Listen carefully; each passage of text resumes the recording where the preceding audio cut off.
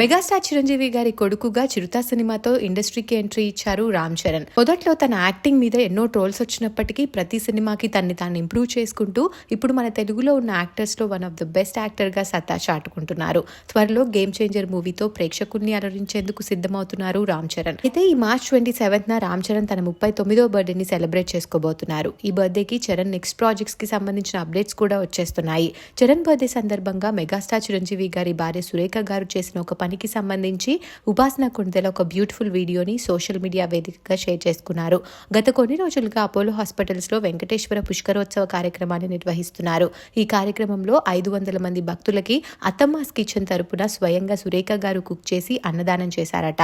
ఈ కార్యక్రమంలో ఉపాసన, చరణ్ మేనకోడళ్లు, అలాగే నాగబాబు గారి భార్య పద్మజ గారు కూడా పాల్గొని అక్కడికి వచ్చిన భక్తులందరికీ స్వయంగా వారే అన్నం వడ్డించారు. ఆ బ్యూటిఫుల్ వీడియో ఇప్పుడు నెట్టింట్లో వైరల్ అవుతోంది. ఈ వీడియో చూసిన వారు రామ్ చరణ్ కి అడ్వాన్స్ గా బర్త్డే గ్రీటింగ్స్ ని తెలియజేస్తూ కామెంట్స్ పెడుతున్నారు.